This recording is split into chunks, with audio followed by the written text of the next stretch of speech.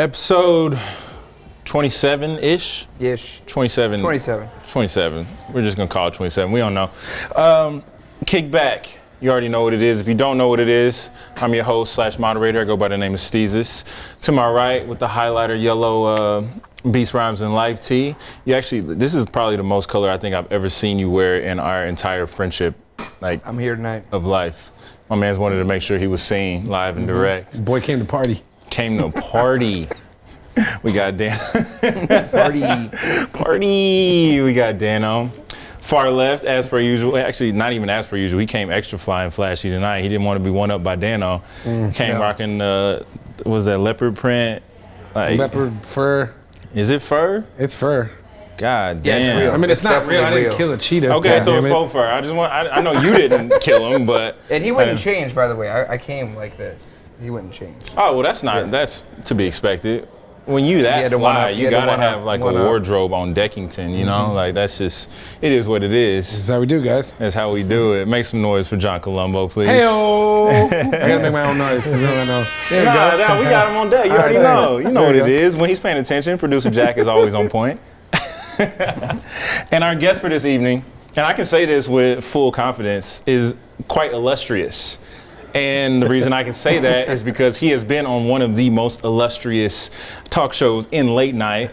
So it is an honor and a privilege. Number one show in late night. Ball bags. Yeah. Ball bags. It is an honor and a privilege to have the man, the legend, John Geiger in the house tonight. Woo. Yes. I appreciate the intro. Yo, my intro would have been much more illustrious, but I had to cut it down. Like, you know, I want to make sure you feel good, but I'm not trying to overdo it. I'm not trying to overstep, but you already know what it is. And you watching Facebook Live, Hang Time, if you're watching this on YouTube, listening to SoundCloud-Radio, whatever it is, if you don't know who this man is, you do need to do your research because he has been in the game for a while. And he has made a name for himself in ways that people like myself only dream of. So it is, like I said, man, it is an honor and a privilege to have you here. You know, as a young entrepreneur, to see what you've done, it's commendable. You know, it. Thank you. And so for those that are listening and watching that may not know your story, please just give them a brief description of who you are and what it is that you do. My name is John Geiger. Do I look this way? Whatever you can. This is your world. No, we living in it. Whatever camera you want to look at. John Geiger, I'm from Pittsburgh. I grew up in Pittsburgh, Pennsylvania. Obviously, I wear a Pittsburgh hat every day. I live in Miami now. I got into like the sneaker scene obviously at an early age, just like everybody else did. I got to work with Nike on a project, Zoom Revis, early on, 2012. And that's kind of when I fell in love with like the process of things, not just what the shoes look like. And shortly after that, I got to work on some projects, and then I got into the custom game because that was like my easiest way of getting ideas out without fully putting out your own shoe. And halfway through that, you know, a couple of years of me doing that, I realized I wanted to put out my own shoe. And we're here, you know, a couple of years later, and I launched my own footwear line. So, man, that shit is fucking bananas, incredible. Dude. So I did a little research, obviously, and I know you went to school. What was it, criminal justice? Criminal justice degree. Criminal justice. You have a full degree in that. Was there a reason that you went for that, or was it just so you could like say you went to college and have your degree and be set? I mean, at that time, you don't really know like what you're gonna do. Right. I think I was really looking for someone like after college. I thought I was gonna get a job in there, and that's what the school that I was going to at the time had that as a degree that, you know, a lot of people were going for. So I thought, shit. If I think back about it now, I'm like, what was I thinking? Right. But you know, that's the thing with life. You get to find your way. So now going It sounds from, like me a lot though, because I went to school for business, which like everybody does that. And then I failed out and I turned to a life of crime. So it's kind of like, it's kind of the similar, it works that way, I guess. You know what I mean? So my introduction as just a consumer sneakerhead to yourself was, I want to say it was early 2015 with the Misplaced Checks. Is my timeline about right? Yeah, that's around the same area. Leading up to that, so from the time you went to school to the time that you actually released the Misplaced Checks on your own, how does that timeline look like? How did you get to a point of wanting to do something on your own? Was Nike against you working with them, or was there any back and forth, or how did it really come to that point of just like, I have a concept, I'm going to release this to the public without Nike's help? When I say like I was a part of a Nike project, it was I worked with Duar Rivas. I did his endorsements, and he was going to get the Zoom Rivas 1. And I went everywhere with him. So when he had the Nike meetings, I would go and I would feed ideas for his shoe.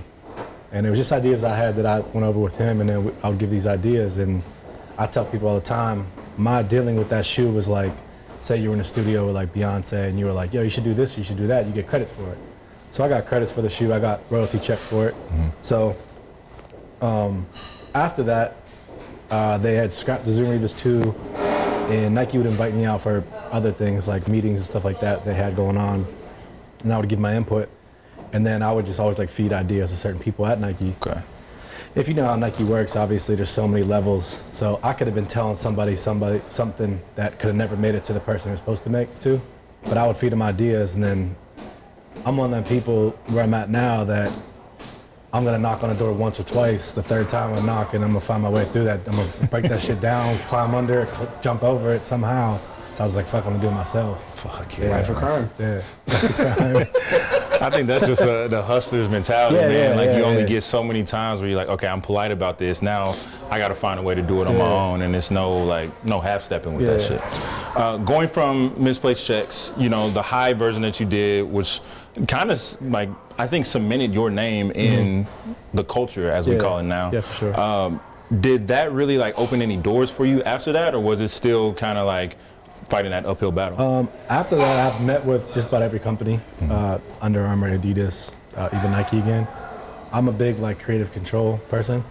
So if you came to me and was like, yo, I'm gonna give you these Yeezys, but we're gonna put John Geiger on the side, I'd probably be like, no, I don't wanna do that. Right. And that's where it always stopped. And that's really just led me into my own shoe because I wanted full creative control. But yes, it opened the doors, of many things, so. For sure. What was your thought process behind creating your own line? Because I was talking to Dano offline a little earlier, and it's not really a lane that was already blazed. Like you kind of had to find a way, you know, there are elements from shoes and silhouettes that we all on this panel love and appreciate, but it seems like you really took something that wasn't happening right now and made it your own. Talk about the process of like really getting to that point of understanding that like, all right, I'm gonna not just take this Nike silhouette and make it my own, but I'm really going to make my own shoe. I think I have the one talent I do have. I feel like I know when to do things a little early, and I know when to get out of things early. The Misplaced Check. If you look at what's going on right now with like all the changing, people get to change the Air Force and stuff like that, you can look back at the Misplaced Checks and be like, oh, this is why people are making them like that. Absolutely. But I knew when to get out of customizing things and start my own thing. And then the 001, I just felt like I was buying Jordans, still wear Jordans, but they were at a level where the price was starting to go up. But then I also wear like Margielas or something like that. They were like $900 pair of shoes, and they would hurt my feet. So I just felt like if I could bring those two avenues together and start like a whole new lane, I felt like that's where the market was gonna go, like in like say 2018 or something like that. And as I started working on this, I started realizing that Jordans were going up and Margielas were still there. So there's gonna be that in-between space. And that was like my medium. And my like void in my closet was like mixing those two together. So the 001 was like, I'm gonna use these super high-end materials, Italian leather, suede, whatever, but the bottom and the air bubble is gonna make it look like a sneaker, like a Nike shoe.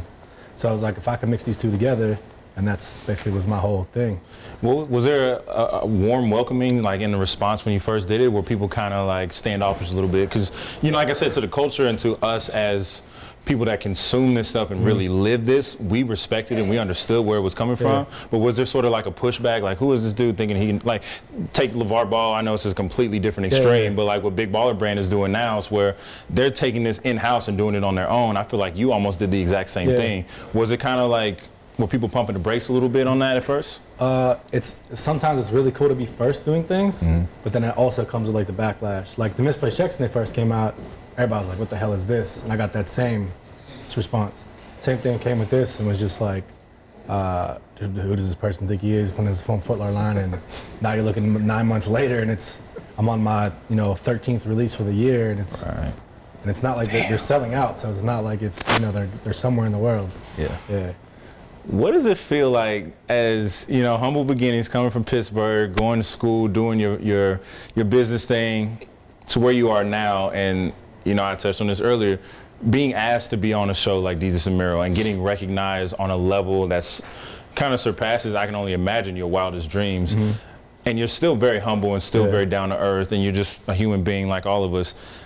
How has that transition been? Because now you're getting like national recognition for something that it just kind of started as an idea with the Misplaced Checks. I don't know. I think just coming from Pittsburgh, it's like very blue collar and stuff like that. Yep. I've also seen friends and close people who have a little bit of stardom, and they get a little crazy and get a little big headed, and that draws them right back in. I just felt like if I always kept like level headed and kept like grinding, it was just gonna work out for me. You know what I'm saying? So the karma, the energy I give out, the energy I get back. Have I got mad at people and like yelled at people? Yeah, but it's not like a, you know what I'm saying? It's not like I've done something crazy or anything like that, but I'm like totally off topic. No, you're good. You're good. So, not to continue to jump back into the checks, but because I know that's not what defines you right now, but it's a defining moment. Yeah. You know? And I'm cool with it now. Yeah. Because before I really wasn't. You weren't cool with like I was, because of the whole customizing thing. I felt like when I finally got to a place now where I just did an interview for New York Times. And in there, they didn't mention anything about customization. They just said designer. And that's finally I crossed over into that. And a lot of people can't cross over. Yeah. And I just felt like I pulled out at the right time, crossed over. And even though I just released the Misplaced Checks again, people don't look at that as like, they're looking at like, I want that project. That's a project by him. It's not like, that's not his thing no more. So. Yeah, and it's a name thing. You're a fucking name guy, dude. Yeah. It's funny that you say Geigers. They don't want a pair of Geigers. I don't want a pair of just a bunch of swooshes on it. It's a Geiger. Yeah. It's funny that you say that, because I don't think I ever viewed you as a customizer, and I know what you did, and you know, it's not a secret, connecting with the shoe surgeon and doing that was very customizable, but it's almost like you were a young entrepreneur, and I see it as a business move. You weren't there stitching those on yourself. You had people in place that were doing that for you, but the idea came from your mind. So you produced all of that, you directed how it needs to be done, you told the story of it. You were at the top of that pyramid as an entrepreneur, making sure that that was going. So to hear you say that you were crossed over, I never even thought of that like customizer title, but I can understand how it would come off that way. So what I was getting at is, normally I would never do this, but I just feel like it's kind of funny right now. So we have talked a little bit about, you know, purists and that kind of like, you know, like super Air Force One heads, like kind of like have this sentiment probably towards it, and then there's other people like you can sell out of a shoe and then at the same time still have people like hating. You know what I mean? Like that has to be kind of an interesting dynamic to that. And social media. So one of our a friend of the show, and who also is like a viewer of the show, he reached out to me and like, I don't know how jokingly or not jokingly this was, but he was like, so Afro Kicks was like, tell John Geiger to leave Air Force Ones alone. I was like, yeah, bro, I'm gonna tell him. But then I was like, oh, you know, fucking I am gonna tell him you said that. I mean, I can tell you right now, I have no idea who that is. So right. No, but it's right. So hey, at the end of the day, Respect. You know what I mean? Like, hey. But that, do you get, not to like single him out specifically, but like, you get people kind of like hating on shit, or yeah, I mean, I think we all have people hating on what you're doing. Like, I think it's when you create something. I created it because I thought that was going to be cool, or I thought like I was going to make that product. The consumer, they either love it or they hate it. You can hate it at first, just like when you hear a song, you're like, I don't like this, and you hear it so much on the radio, you're like, I like it. That's what happened to Misplaced Checks. That's what's happened with these shoes I have on. That just comes with it. How people feel about me, that's not for me to know, that's for you. You know what I'm saying? You, like that guy hitting you up, he can't contact me, or I don't even know who that is, so. He's a good guy, no disrespect, man. But no he's disrespect. Like, he's so diehard about Air Force Ones, it's like his, you know, he's the 1,000 pairs of Air Force Ones at the house or something like this. Yeah, he's just a diehard Air Force One collector. So you wear 11 and a half? Nah, he's 10 and a half. Yeah. I mean, nice though. We wear 11 and a half. No, but yeah. But I do if you want to throw anything. Yeah, but I mean, that's just, I kind of think that just really comes with the territory. Yeah. I'm so used I wasn't to it. trying to like single him I'm out, super like, used to it, so it's not even like, as an I think example. it's just funny, Yeah. I went from like the whole Nike thing going on now, the classes and stuff like that, people making the shoes, we talked about this when we were eating, And I talked about this earlier on Steve's show. Before, when people would tag me in those pictures, I would almost sometimes like untag them, or like I wouldn't get mad, but I'm like, yo, they're just doing what I did. But then I had a conversation with Don C the other day, and again, hopefully he doesn't get mad I'm bringing this up, but he had said to me that you got to understand these are consumers, and these are their first time creating something, right? So they're not going to go in there with the mindset of like a whole designer and be like, I'm about to flip it and do all this stuff. They're going to take things they couldn't get or they liked or they want and recreate it. So he was like, you shouldn't look at it as like getting mad. You should look at it as like, that's giving you props. So now, I mean, I was doing it before we had that conversation, but now it doesn't really bother me. I'll write like fire on their picture, or that's dope or something like that. Because at the end of the day, it's the younger people looking up to me being like, look what I did, like happy about it, instead of me being mad about it. I'm gonna embrace it. Yeah. Yeah. It's some form of flattery for sure. Yeah, Yeah, for sure. absolutely. You know? And just briefly to get on, because, you know, talking about Air Force One purists that may not necessarily know the actual story behind the creation of the misplaced checks. Mm-hmm. And, you know, the highs with the too many no's, not enough O's under the strap. What, if you can break it down briefly, what was the reason behind that, and what is the story that you wanted to tell with the misplaced checks? Obviously, Air Force Ones was what I loved. At that time, before I did that, I got to do a couple things with Nike ID. That's when, I don't know if you followed me at that time, but I would hit like 10 days straight of Nike ID colorways that you couldn't make. Mm-hmm.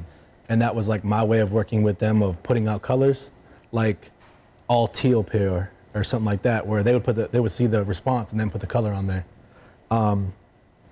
So that led into that. And then the misplaced checks was like, I was getting paid late, and they would always be like, hey, the check's in the mail, it's coming. And misplaced checks was like a double entendre of that.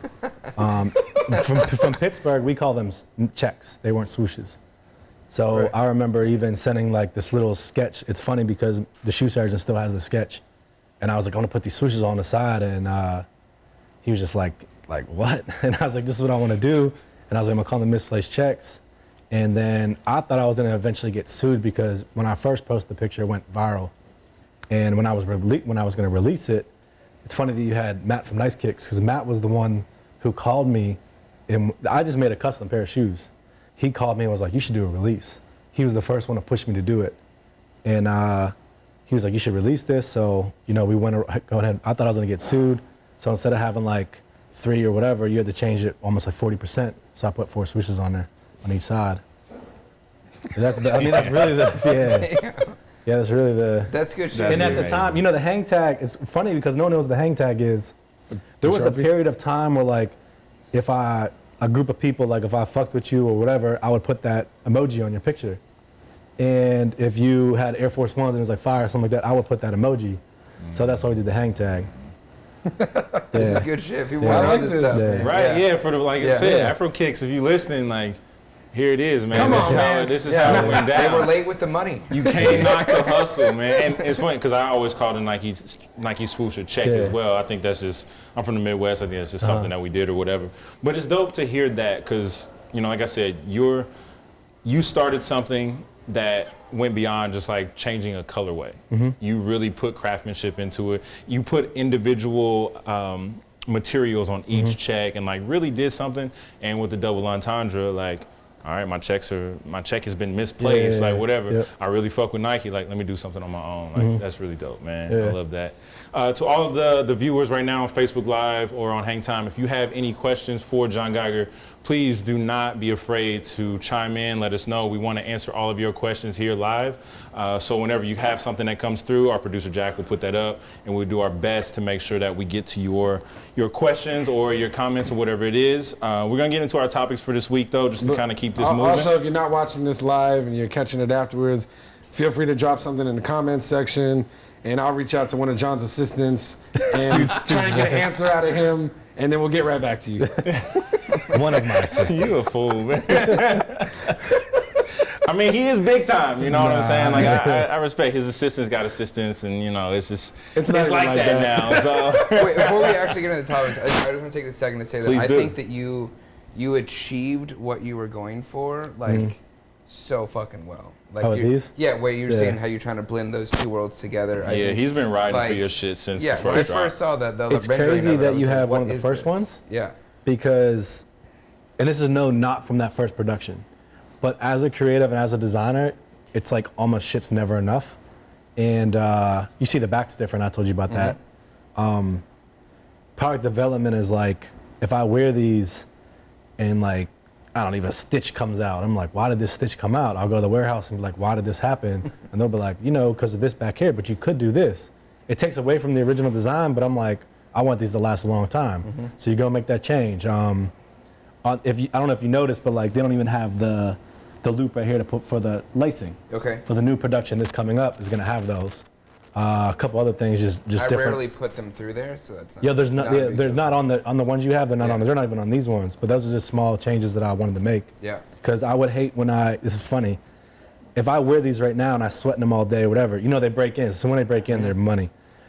I wear these all day and I go back to my hotel right now and I take them off and I will go take a picture of them. Like the tongue falls down, and it just bothered me so much that I'm like, why is the tongue falling down? I'm like, I didn't put a loop on there. Small things like that changes like every production, yeah. Do you actually run your laces through the loop, like on other silhouettes? Not really. Air Force Ones I do, but I will on these now. But the way he's thinking about it, where it's like for a photo, he wants to hold it up. Yeah. No, you want to make sure the shit looks crispy on foot or off foot. That definitely makes sense. And I think to your point, that almost makes, you know, the first production run that much better because you see where it came from, and the people that have that have like where it started. Yeah. And like you said, as a creative, you always want to make your next iteration better than the last. It's something too about the shoe that we talked about on Steve's show, the box. I don't know if you fuck with the box. Oh, for sure. I mean, the box is like literally, no one has a box like that. So I was like real like pressed, like, oh, people are gonna love the box, and people like really sleep on the box. And it took me a lot of time to design the box. Like that wasn't easy to get made like even that. Better because he convinced you to sign it and had the release. And I was, hell yeah, the box is important. Yeah. What's different about the box? I don't own a pair. You don't have it here by chance? I don't have it here. It cuts across the middle and then it opens like dramatically. And it's a fucking hardcore like it's not just a normal just box. lid on top. It like the lid actually attaches to the bottom. So if you look at it from the side, it's almost like it'll be black and white box. Like a line, and then the top folds over, and it has the definition of a medium inside of it. Yeah, it's sick. Yeah. Yeah, a lot of details. Yeah. That's dope. All the details. And see, that's important. You killed it with this shit. It's an awesome shoe. Yeah. Anytime I wear it, I get compliments on it. Like, what is that? And I'm like, oh, great. Yeah, because of the material coming down over the midsole. Like, that was something when he first brought his pair in. When I had seen the videos of you, going to the factory and having production, and seeing that material come over the midsole, but the air bubble was still exposed. Like just little things like that that are very like subtle, but us that pay attention to detail and things like that, it means like so much. Like that's fucking beautiful. And not to to skip to this, but are there 002s and 003s? Yeah, and so is that how you want to do it? I got samples actually today. They're at the hotel. So so you didn't want to give us the exclusive? I got them right here. No, because if they were like a finalized version, I would. But it's just like, and I also learned that this is something we went back to is I have a problem with showing things too early because I get excited. I have a couple collabs coming out, and I actually teased one earlier today. And after I did it, I was like, I shouldn't have did that. I learned to just like when the time's right, because when I had showed the first picture of these, it literally was like, it doesn't look anything like this, but it was close. And I remember like posting it and being like, I'm not gonna look what people say. People were like fucking with it, obviously. But then it went on like on Hypebeast and Complex and stuff. And I was like, and that's when the hate train starts. Yeah, so making like, you stop. All aboard. Yeah. And I was like, damn. The best one because we were sitting down reading them together. The funniest one, it was probably pretty clever. The dude was like, he went from misplaced checks to misplaced specs. Yeah. Hypebeast comments. The Hypebeast comments are always fucking litty, bro. I swear. You gotta have really hard skin to like just look at comments and just laugh. Cause dude, anything that you put out, like you put yourself out there like that. If you were, if you had any like sense of like knowledge about a shoe, and you were, like I said, if you came to me and were like, I think you should have did the rolled seams in the front, but if you'd have did that instead of some other type of seams or something like that, I'm like, I'm gonna listen to this person. Like, this is what they think. But just saying like these suck. I'm like, I mean, social media is not real life. There's gonna be 50-50 no matter what. Some people gonna love it, some people gonna hate it. Yeah. If you change something, the people that loved it are gonna jump to the hate. So like, it doesn't fucking matter as long as you're being true to yourself. Yeah. And again, constructive criticism is very important. Yeah. And being able to listen to your consumer and take their, their criticism to heart, whether it's you know, the fucking trolls that are just on there that hate just because they hate their lives and they don't have shit going on for themselves. Like, that shit don't matter. They just fucking living Talk about misplaced. Yeah, they living in Ohio wishing they can do what you do and don't have a fucking, like, hope or a dream. But the ones that are actually, you know, purchasing your product and are riding with the Geiger name, not just buying a fucking pair of shoes because it's a pair of shoes. Like, those are the ones that are important. And for you to be strong enough and have thick enough skin to know the difference between the two and take that to heart is very important. And I, like you said, I didn't even think that, like the level of, I guess, clout, I don't know what you want to call it, where you post something and then these blogs pick it up. That's something you do have to be very conscious of at that level, because then it could be something that goes out and then contracts don't get negotiated or whatever, and then it just kind of falls by the wayside. You're very exposed right now in that way. Do you feel exposed? Do you, not like a flasher at this point. Okay, last thing about your shoe, because you're here, I can ask you about it. Go ahead. The little flaps at the top. What was the decision there? So if you stand straight up and look down, there's something that I like. If I take a picture down, I like that this like comes out. Do you know they were sewing this on like the first production? I had them unsew probably like 30 pairs. Okay. When they started. Because it's very noticeable, these little flaps. I like when you like look straight down. It's like, and it's flapping. It's I don't funny even know that exactly like, why. It's not even flapping, like, I like it wide. Did you wear dunk high, like SB dunk highs or anything back in the day? And the flaps? Yeah, I call them the ears. I like to let the ears hang. I had the laces through them, but they would like come out a little bit at some point. But I don't know. I just really, it's one of the things in production, the first production, when they were less like didn't understand, and I was like, this is why I want it. And also, I don't know if you know what rolled seams are. It either looks like this or it looks like this. So basically, this is like, each pair of these now are close to 4 hours. 3 hours and 50 minutes. And the 36 pieces, that's like a 12-piece shoe. There's a 36. Oh, shit. It's because like the rolled seams on the back and then this. No, that's great. 12-piece, 36, that's nuts. Yeah. You wouldn't think it'd be that many more. Yeah. They're hungry. Channels. Yep. 36-piece chicken. That boy need a 36-piece. Yeah, but the flaps are literally based on just like looking at it. It's just an aesthetic thing. Yeah, because there's not even a hole for the laces I up thought there. the same thing you were thinking. It has a little ear essence to it. Yeah, that's what like SB dunk, like even my my uncle dunks, like I like to let the fucking ears flap. Like I don't know, it's just something about it. And I think it comes from back in the days wearing baggy jeans. Like when your jeans hit, it kind of pushed them out anyway. So it was just like a part of how that went, and you grew to love it. But that's fucking sick, man. I never even would have thought about that. All right, I know I said last thing, but no, please, by all means, man. The outsole, like what? Did you go through different samples? That like, or were you like, I want this ridged? That was probably the hardest part, and I did an interview like a couple weeks ago. That was the point where I probably was like, I don't know if this is gonna work. That was my first time where I was like, I don't know if this is gonna work, because you don't know what. I don't have a sole with me, but you don't know what these soles look like without the material on the back. Sure. That's just like white there. But it's like indented, and it's indented enough that a material can go on top of it. That's like and sit flush. It's sit flush. Right. So when it's not on there, if you didn't do it that way, like I just produced this sole that you probably couldn't use if you didn't do it that way. If you didn't wrap. Yeah. The 002s are going to be unwrapped, but if it doesn't make sense right now, but it will make sense. But the soles are probably the most difficult, because the warehouses didn't understand. I was making a high-end shoe, but I was putting an air bladder in it. They're called air bladder, but it just like couldn't get it right. A lot of money was spent on that. And then once you get the mold, that's the reason why I only have 8 through 14 right now. We just added 15 and 16 because of NBA guys. So we have Shout 8 through 16. Yeah. DeMarcus Cousins was a 15. So yeah, the outsole is probably like the most difficult. Because I love it because it adds like that. We were talking about it last week, I think, about like Nelson's cool outsoles adding cushion and comfort to the shoe. Like these the ridges on like that all over that ridge on there definitely. I've never tried them on. I don't have them, but just based on previous footwear that I have, like this. Dinner plate definitely doesn't do what that does. No, like you can hear it. Adds I love that something. it sounds like a sneaker. It's quiet. Yeah. But it has that dress vibe.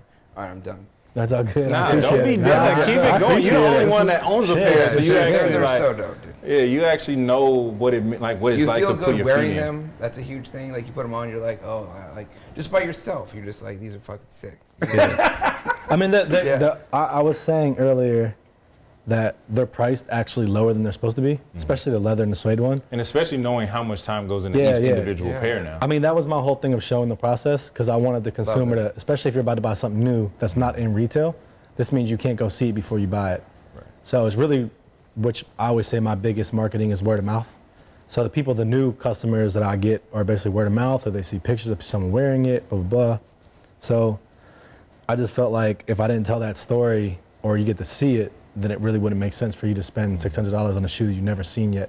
So it has worked, so people love it. So to piggyback off that, I don't know, we fuck these topics, whatever. I just want to keep whatever you want to do. I want to talk about the Under Armour one now. To piggyback off of that, you said word of mouth is kind of how you have built this. What are your thoughts on the term influencer? Because you are an entrepreneur, that's not going to be taken away from you, but I can see how the influencer title can be thrown on you. How do you feel about that? Because there's a lot of back and forth that goes with that. I've never been called an influencer, maybe like in 2014 when I would get like free clothes from somebody. But I wouldn't be opposed to that because I'm actually making product and selling it. So if I influence you to buy that, I understand that. Now, if you're saying I influence you to buy some Nike shoes that I have nothing to do with, then I would probably have a problem with it. There's like two different angles, right? No, absolutely. If I send you some Yeezys, and I'm not Yeezys, let's take that out, because that's actually okay. But if I send you some shoes from like, say Foot Locker send you some shoes, and they were like, yo, you gotta post this, and someone writes on your picture like, yo, I'm about to go cop these, like you influence him to buy something else.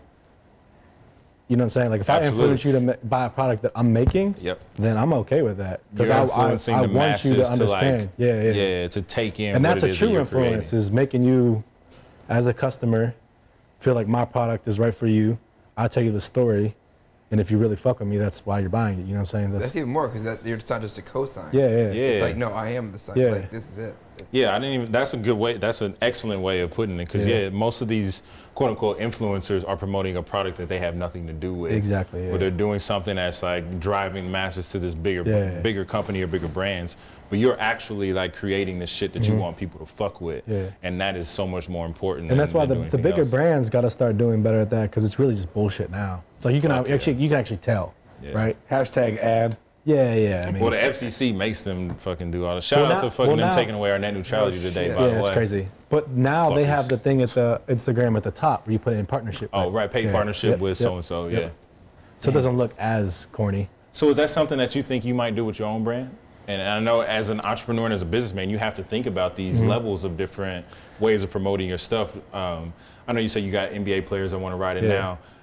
Is there that like conversation like, hey, can you post these, or is that just organic, like when they wear them to the game or whatever, they just get photographed wearing them? Up till now, I've been fairly blessed because people like really just fuck with it and people fuck with me. I do have a partner, Sean Davis, who's an NBA agent. He's more the business side of it. We have other people in my in the camp for John Geiger Co, but Sean's the one that really will come up with other ideas. And not until recently, but at first I was a big believer, like I'm not giving nothing away for free. But now I understand what the why and how. So I'm not opposed to it. I haven't done it yet, but I think leading into it, I think once we get to the bigger masses, because if I was making 100 pair of shoes or 60 pairs of shoes, you kind of don't want to give one away. But when you get up to 300, 400, 500 pairs now, giving 10 away is going to help you sell another 100. Then it's different, Noted. Damn. Yeah. So you haven't, to this point, you haven't seeded a pair. I mean, I probably gave some to friends and family or something like that. Of course, but it was like, I never gave to someone like thinking like, all right, can you post this? Like, I mean, I've had anywhere from like Wale to Iman Shumpert, and they just hit me up like, yo, can I get these ones? Like, here. Yeah. Yeah, and when it gets to that point, you kind of have to like oblige. And I'm a big believer in like relationships too. So all those people we were fucking around about the assistant thing, but I don't have an assistant. Right. I feel like if you're in the NBA and something like that, and you have something going on in your life, and you take the time out to text me, and me and Iman are super close. If you take the time out to text me, and you ask me about some shoes, I'm gonna send them to you. I'm not gonna be like, yo, you gotta call my assistant or something like that. Because if you're in the NBA and you're asking me something, you know what I'm saying? Like, I'm just as busy as you are. So yeah. Was there any back and forth between like naming the company, or did you always know you were gonna use your name as your brand? Funny you say that. This is the first time you're actually talking about it, but we actually 3 months ago we had got offered to be bought out. I can't say by who. Respect. It's a shoe company. But congratulations, if you at that point where people it's a shoe company, and I can say the amount, but I just can't say who it was. Please do. I guess, go for it. Yes. Just tell us the amount. The first offer was $5 million, and I would become the creative director. And this is 7 months in. The brand had offered $5 million, and they said I would become the creative director of John Geiger Co. We would still call it John Geiger Co., but I wouldn't have the percentage I have now in my own company, which is just about all of it. Yeah, because I put all my own money in, and my partner Sean has put money in. So they had come to me and was like, "We'll give you $5 million, and you become the creative director of John Geiger, and we'll like put all the money behind it and stuff like that." We had obviously declined. 7 months in, I felt like it was gonna be way bigger than that. They came back 5 days later, and they offered 9. And it was hard for me. It was hard for me to say no to 9 million, but my partner Sean is like very business savvy, and he just kept telling me like, "This is gonna be bigger than you could ever imagine." So taking 9 million and becoming creative director of someone else owning your name, it was hard. So if this shoe was called Joe Schmo 001, and I know that I could be creative director of it, but then eventually start my own thing again with my name, I might have thought about it. But it's hard for me to give up my name. I know 9 million sounds crazy. No. This makes perfect sense. Yeah, absolutely. Because your name was attached. Same thing happened. It's two different things. It's hard for me to give up my name for money, which to me is not why I'm doing this. You know what I'm saying? And then 2 is it's my name. Like it's not like it's a different. You know what I'm saying? And it's only 7 months in. Right. We're on 7 months in. Yeah. When was the release? February. So that's gonna be February's gonna be 1 year. Right. These all happened in 7 months in. Just think though, you get offered 9 mil within the first year. That is just the testament to how far this is going. Yeah. You know what I mean? That's crazy. And it's crazy. Like you say that I would be selling my name. I don't know if you're familiar with Stefan Janowski, you know, the Nike SBs, whatever. I know the whole story. Yeah, exactly. So it's he still makes a lot of money though. I mean, he's making a gang of fucking money, but in a similar situation, it could have been different, you know, like that. And that's good that you've got the business partner. Not only do you have the business partner, but you got the business savvy to understand and like if they come at you with 5 for the first offer, obviously they have more. Yeah. Come back with 9. Okay, they see something in this, and it's going to be even more later on. Like I said, I felt like I got to a point in the sneaker industry between 2 different genres of high end and low end, price point wise, and I felt this was the first time I was like, people are starting to catch on. Right. Yeah. Right. So it was rewarding, but didn't take it. Yeah. I mean, that's a hard number to walk away from. Dude, thankfully you had the agent, like you said, like, just to talk some sense. I don't know. Yeah, 9 million. I don't know. And it's hard to say. I mean, we would have got that. I would have been creative director. I would have had all the say so in colorways and materials. But I would have been creative director and all that, like I said, and I would have been put on a salary. But it would have just been like I said, if it's 5 years in, you can tell. Yeah. 7 months. It's like I didn't even get to a year yet. Right. So it was hard for me to give that up. Right. But it's all. Go ahead. Sorry. It's the first time I've talked about that, by the way. No, thank you for being so open and honest. So, like, for real. Yeah, I appreciate that. And but like, honestly, if it was, I can't even think of a name, but just, you know, whatever, just some other name, do you think you would have did it? You just like, yo, like just look at it like a business play in the sense of like forgetting the whole like risk of projection of the future and all that shit, but just like, yo, I just spent 2 years making a shoe, and now I'm about to cash a $9 million check. Like that's where and investing a lot of your own money. That's a pretty good 2 years if you look at it that like that. Yeah, and just be like, fuck it, I'm gonna start some other shit. But what I mean, but your name being on it is like you're selling. But the other thing is just like you can't do that. I say this to the younger crowd now, to the younger people ask me questions. There's no like dollar amount that you could give me for me to like give up something that I'd worked 2 years for. I mean, there is, but it's not at that number. Come on. Let me rewind. Yeah. There is a number, but it didn't meet that. It didn't meet that number. But it's also very hard for me to do that. And I'm not going to say one of those people like I wouldn't have did it if it was like 40 million or something like that. Of course. But I'm really not doing it for like a money aspect. You know what I'm saying? It's not like I'm going to start this shoe line because I think I'm going to sell it in a year. Right. I might sell it in like 10 years, but you know what I mean?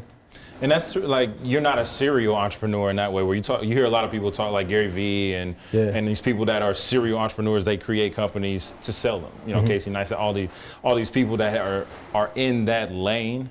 But this is something that I feel like if you took the heart away from it, which being you, and you just made you the creative director, you don't have as much invested in it. There's not as much passion. There's not as much love that goes into it. And I think that. And you see that happen a lot, like happens in skate brands all the time. Like people come in, these suits come in and they see all these numbers, people getting paid out. They want to cut the people that are making all this money to build more money for the brand and all that. And it just, you lose all this heart and all this passion and all this love, and the brand suffers because of it. I think also my knowledge for those 2 years of building the brand is worth more than that. Absolutely. So absolutely. I could probably make that consulting with brands. So at the end of the day, it's funny that I told that story. What's your humble brag? What's your favorite colorway that you've done so far with the shoe? Not to give like what's your favorite color? It's like one of those.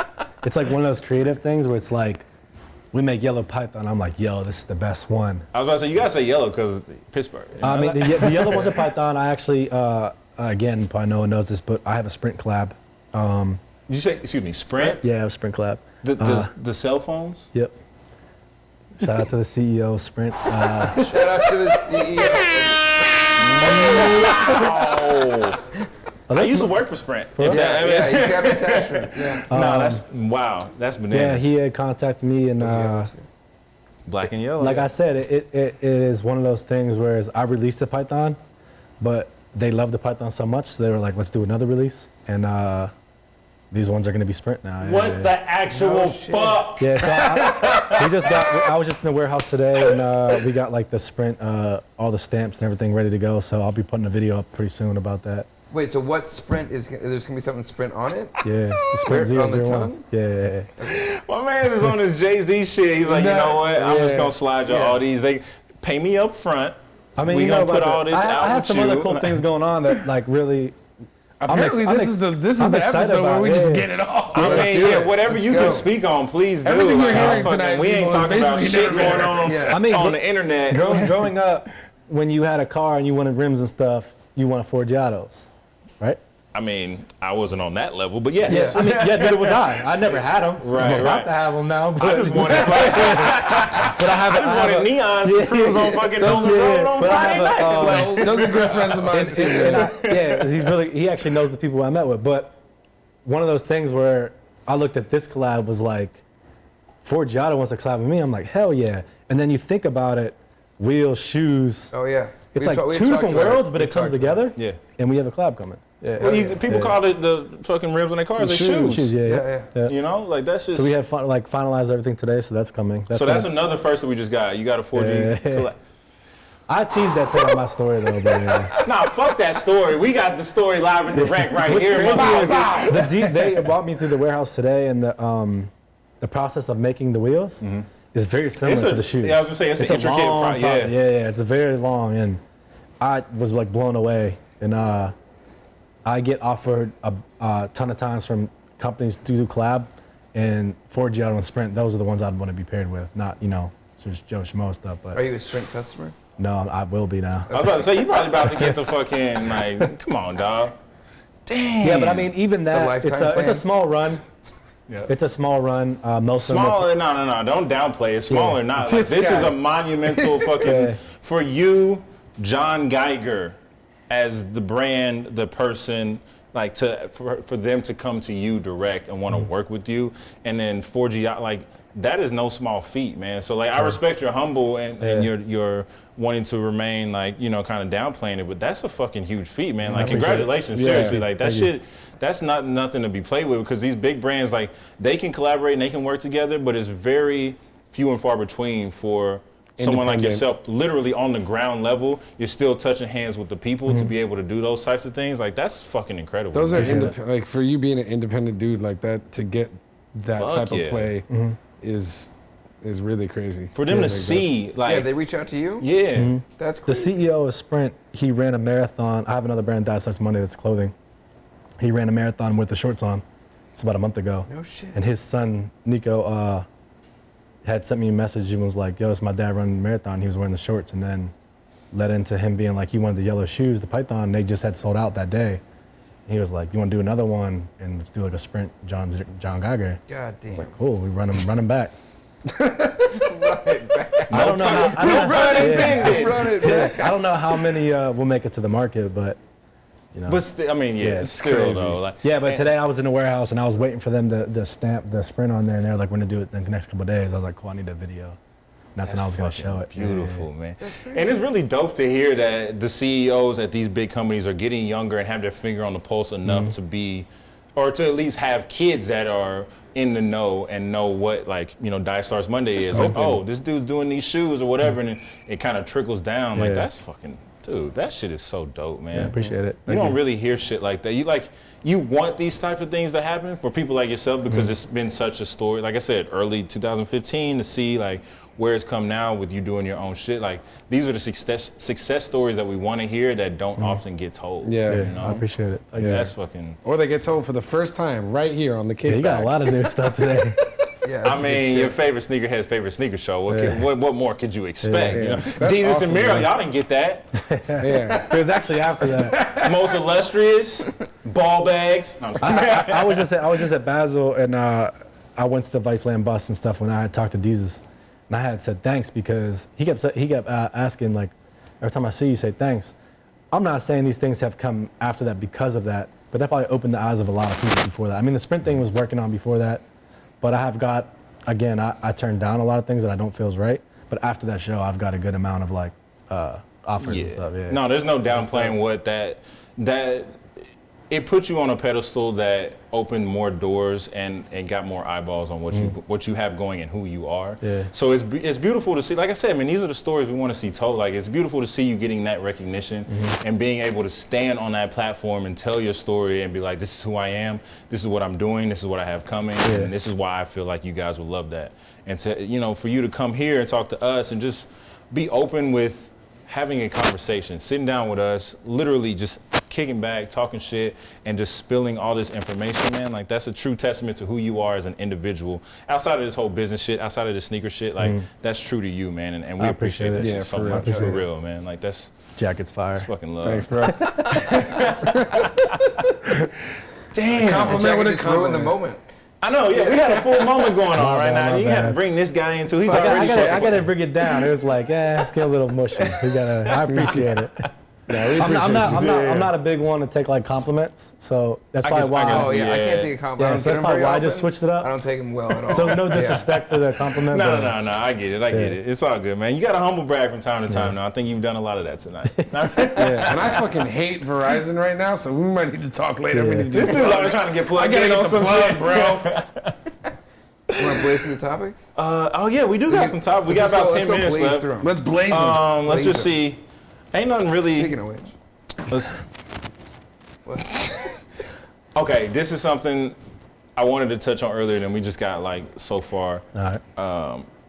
What are your thoughts on what Nike has done with Sean Witherspoon with the release of the Air Max 97-1 and how they've gone about that in comparison to your story and what you've had to go through to kind of separate yourself from that? And I don't know if there's any animosity. I don't know if there's any love, whatever. No, I fuck with Sean, obviously, what he's done. It's one of those things where it's like a whole other story, right? I'm pretty sure that he won the contest. Won the popular vote. contest. Popular vote. Yeah. You Savage. didn't like him? No, I loved him. I don't know. No. I was I mean, making fun of him because he was. it was. Yeah, I I fuck mean, with Sean. I fuck around too. it's kind of hard to say we it was. definitely- Like, I mean, that's like, I wouldn't compare the two. Do I want a Nike collab? Of course, everybody does. Yeah. right. But I'm not gonna knock my situation because he got one. I think what he did very well. Yeah. So Yeah. I think it's two different stories. Yeah, I don't care how you get there. Yeah, that's Yeah, as right. long as you get to do what he As said. long as you get For there. sure. I bring that up to say because it seems like one of the first times that somebody had taken different concepts from one Air Max to the other. Today, I don't know if it was today or yesterday, but I saw Air Max 97 Vapor Max hybrid, and it kind of brought me back to that. And I know I didn't see that. Can we? Yep, Jack. Boom. Jack got that pulled up. This. You about to be like 8 foot tall wearing those. I want to. Maybe I do need these. Dude, those look terrible. I want to love it just because I love the Vapor Max, but I can't. Like it just does not work for me. Have you owned a pair of these? The Vapor Max? Yes. No, The squeak when you walk? Oh my god, yeah, on these polished. It's literally the loudest pair of shoes. I'm 6'4", I'm like 6'8" when I wear them. Oh yeah, me too. I love when it gives me that cut wear. You know, I'm sorry. No.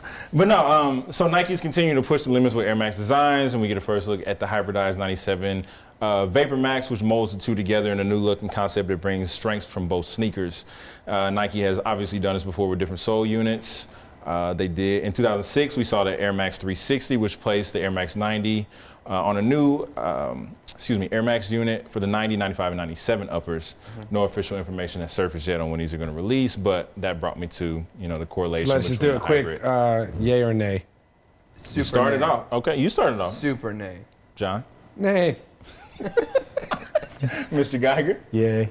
Okay, Okay. I'm going with the He yay fucks too with it. then. I All fucks with right. it. Only thing I will say is I wish they would take those black plugs off of the sole and make them white. All clear? Yeah, or All clear. clear, Oh, yeah. wait. Yeah, but you have a couple pairs. You know how they're different for like actual. Yeah, grip there's a purpose. different port of All right, it. so- They split would look decision. better red. But like the Vapor Max Ooh, on I the didn't even Air think Max about that. Plus uppers. Jack, do we have a photo of that? Oh, yeah. Those are fucking fire because it like works for the upper. Yeah. Like, The Air Max Plus the is bubble a- placement. It kind of works Right. with like how it used to be. You looking And at those look porn? Fucking. Yeah, let's see your history, player. Yeah. Nah, you look at that on the private browser. Incognito. Yeah, see the way that the plus go, like with That the works squizzles and all well. that. Like, Oh yeah. Yeah. Yeah, they're doing these. They're doing like gray pair too. I want the gray pair. That's definitely a lift kit going on. That's for sure. fire to me. I like that. I remember when I would put two shoes together. Wasn't cool then. Wasn't cool then. Apparently now times they are changing. Remember the Jordan 1 Boost? That was a pure like fuckery just to do it. People hated me. You know, you mentioned that I too. posted it, I was like, people were like, you fucking idiot. I was like, People hated on the Fusion Air Force One and Jordans back in the day too. shit. I was caught courtside in those. Pull that up. Hey, I fucking ran those because I remember it was a point in time where the Grape 5s were my grail and I couldn't find Grape 5s to save my life, but I got it was like the Grape 4 Fusion or some shit like that. Not until like last year, people would post this picture and be like, what shoes are you wearing? Like, fuck with me. Swear to God. Yeah, swear. which one? Please pull that up. I've not seen these. It was, I hate to say that I haven't Jip put seen in like these. John Geiger, Darrell Revis courtside Knicks game and Jordan 4 Fusion. Jesus Christ, you got all Yeah, that? you got all that? Jesus He's Christ. not a He's a dictator. court reporter. There it is. No, that's Yeezys. No, that's Yeezys. No, that's an Orlando game. No, That just means that this man has been courtside numerous times. Yeah. Damn, them Zoom Revis 2s were so fire. He's reminiscing over here. I like it. If it's not at the it's top, crazy wait. you were involved in that project. Jordan Fusion.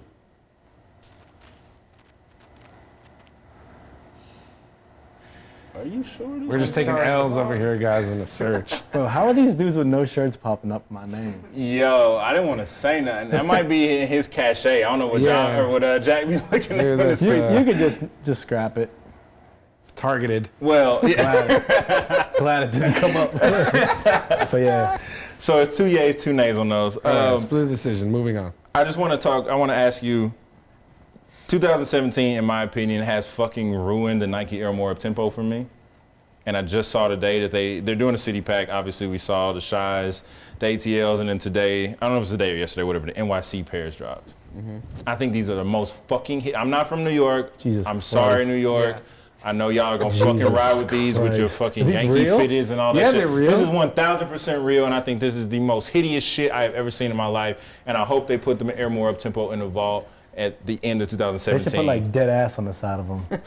I got you, B. What are your thoughts That on these? C looks so crazy. It does not Yeah, fucking that C work. looks fucking crazy. All I know is if I played for Georgetown, I'd be rocking those. Oh, that is a good game. Georgetown. But you can't, no, because, no. That's Yankee colors, too, That's, though. yeah. That's, I mean, those are a no for me. I just think that's a no for me, dog. That's definitely a no for me. I told you guys privately about these 6-7 months ago that this shit was coming out. Yeah, we did talk about the City Pack. Yeah. And then this is the end of it, by the way. There is no more. Yeah, no, it's only the three. It was these, the ATLs, and the Shies. So don't worry that they're. For whatever reason, the ATLs don't bug the shit out of me like these. Because I don't like them. Oh, the ATL. Oh, no, because Twitter ads can look great in those. The white The with like the Supreme green. ones kind of like lit this on fire. That's what I was gonna say. So the sub-tempos are the reason that they're doing all this fucking debauchery with all these fucking up-tempos now. And I think Nike just needs to stop. They need to fucking put a nail in that coffin and call it a day, because that is not hitting. Shout out to Jimbo. Somebody Slice who on the spent some photo. time in New York City, what do you think? Nah. Me either. That's 4 no's on this on this panel player. Nike, if you really want some real designs, actually, fuck with your boy. I'm just saying, the proof is in the goddamn pudding. You feel me? Or in the case, whatever you want. Yeah, no doubt. That too. Yeah. What else? Oh, Encore 4s. So in my time of like getting all this information together, it was still speculation that the Air Jordan 4 Encore was going to be re-released in 2018. As I was writing this, it was confirmed the Eminem Air Jordan 4 Encore has made its own Encore, as one pair in size 12 will be released through a lottery system, with all proceeds going towards Eminem's Marshall Mathers Foundation to help fund Detroit community initiatives. Every $10 donation to the cause every $10 donation to the cause enters you for a chance to win the Eminem 4s, as well as 8 other prizes, such as an autographed Air Force One Shady Records and much more. Eminem and Jordan Brand have created 23 pairs in total, making the 2017 version far more limited than the first Friends and Family pair that surfaced back in 2005. It's not clear when the remaining 22 pairs will be dropped, but it is possible that they will be up for auction for charity as well. And everybody gets a big blue Nubuck L. I bet you Crepso won't put those in melted M&Ms. What'd you say? I bet you Crepso won't put them in melted M&Ms. Double entendre M&Ms. Ooh. Somebody get this man a record deal. Yeah, bars. He got bars. Yeah, that's. I don't even want to see this now. I thought this was all speculation. And it was. It was exciting to me. And the 23 pairs. Oh, it's this. Oh, it's that. Talk about these. And So what we have is 23 pairs of the. Can I get a shots fired, Jack? You're supposed to be on top of this. Josh Luber's gonna text me after, like, what the fuck are you doing with those guys? Yeah, what are you doing with these fucking kooks? Come on, StockX TV. We'll get all this shit hashed out. Oh, God. As of right now, a DS pair from 05 is up for $70,000 at Stadium Goods, while a used pair will run you a cool $25K on eBay. That's it? That's it. So these are going to be up for auction. I know StockX did something like this earlier in the year with one of the hurricane relief funds and all that. So it seems like a running theme. Obviously, Eminem's invested in StockX. It makes sense that they are collaborating on this. And he has an album coming out. He's got an album coming out. 2 minutes. Wrap that shit up, B. 2 minutes left. 2-minute warning. So Eminem 4s, I fucks with them. Nobody's going to get their hands on them. But the money's going to a good cause, so I respect it. So CA for Cheers me. To that. I like them. Great. I like them. Tip of the hat. Tip of the hat. And then the last thing I want to touch on real quick in the last 60 seconds.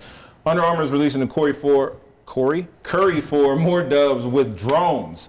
Now, first of all, nobody gives a fuck about Under Armour Curry 4s. I'm just going to say that right now. But in conjunction with Red Interactive, Under Armour will be launching this blue and white colorway via a socially integrated, technology-focused drone drop.